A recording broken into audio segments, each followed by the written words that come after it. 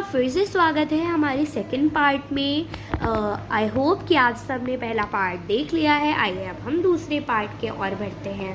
Complete वर्डों के उच्चारण स्थान। वर्डों का उच्चारण करते समय मुख से जिस भाग का किसी वर्ड विशेष में प्रयोग होता है वह उसे वर्ड के उच्चारण स्थान कहलाता है। हम अभी उच्चारण स्थान की बात कर रहे हैं, तो आइए बता देते हैं हम आपको।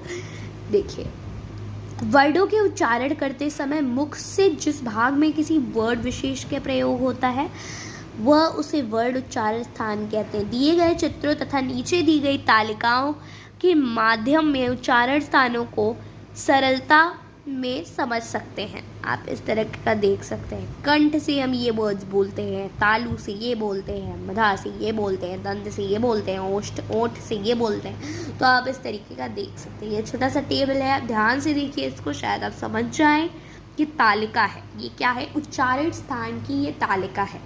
तो ये सब दिए हैं।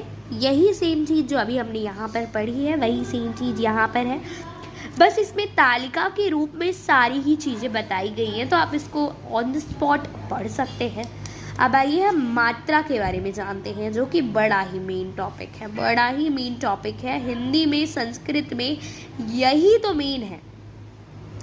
व्यंजनों के साथ मिलाकर लिखे जाने वाले स्वर के चिन्हों को मात्रा कहते हैं। ये पहले सबसे पहले हम पिछले वीडियो में भी हमने नोट्स बनाई थी, तो इस वीडियो में भी हम नोट्स बनाएंगे। तो आइए पहले नोट्स बना लेते हैं फटाफट से। खैर, हमने पिछले वीडियो में यहाँ तक की नोट्स बनाई थी, इसके आगे की हमें बनानी है। अभी हमें अयोगवाह वगैरह की भी बनानी है और वर्डों के उच्चारण स्थान की भी बनानी है। हमने बस इसकी नोट्स बना ली है, इसके आगे की नोट्स हम नहीं बनाएंगे क्योंकि बहुत बेसिक चीज़ें हैं। बेसिक चीज़ों की नोट्स नहीं बनाई जाती। इंपॉर्टेंट टॉपिक्स की नोट्स बनाई जाती है, बेसिक चीज़ों की नोट्स नहीं बनाई जाती है। चलिए आगे बढ़ते हैं हम। खैर, अभी हम एक टॉपिक भूल गए, सॉरी फॉर दैट, कि अभी हमें मात्रा की भी नोट्स बनानी है। अभी हम मात्रा पढ़ रहे थे, नोट्स तो मैं बना लूँगी, पहले आप लोग चैप्टर पर ध्यान दें, ठीक है। चलिए, आप देख सकते हैं इस छोटे से चार्ट को मैं थोड़ी देर तक दिखाऊंगी। आप इसका एसेस भी ले सकते हैं, मतलब स्क्रीनशॉट भी ले सकते हैं। खैर, अभी आप पढ़ भी सकते हैं।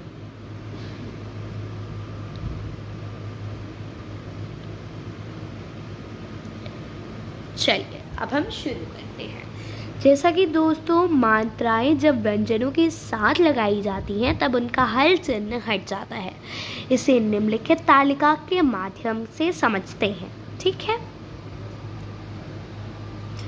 अब हम पढ़ेंगे वर्ड विच्छेद, या हम उसको वर्ड विन्यास भी बोलते हैं। जब हम वर्डों को टुकड़ों में बांटते हैं, वर्ड तो टुकड़ों में बट जाएंगे, नहीं सॉरी जब वर्ड शब्द में आए उन शब्द को हम वर्ड में बदले, कुछ इस तरीके का, ठीक है। ये बीच बीच में ना ब्लर हो जा रहा है, तो डोंट माइंड कि कुछ हुआ है, आपकी क्वालिटी घटी है, तो don't mind it. This is okay, या दिस इज ओके। शब्दों में प्रयुक्त स्वरों तथा व्यंजनों के पृथक करने ही वर्ड विच्छेद कहलाता है। विच्छेद का अर्थ होता है अलगाव या पृथक्करण यथा, ठीक है। वर्ड संयोजन क्या होता है बच्चा पार्टी? शब्द निर्माण के लिए अनेक वर्डों परस्पर संयोग करते हैं। स्वरों तथा व्यंजनों को संयोग प्रक्रिया को वर्ड संयोजन कहते हैं। You can see the difference between both of them. Word विच्छेद करना यानी कि ये क्या है? ये शब्द है और हम इसको वर्ड में कर रहे हैं, लेकिन यहाँ पर वर्ड है और हम इसको शब्द में करने हैं। This is what the changes is, and the chapter finishes here. Thank you guys for watching this. Bye bye. Love you guys, and wait for the notes revealing in shorts.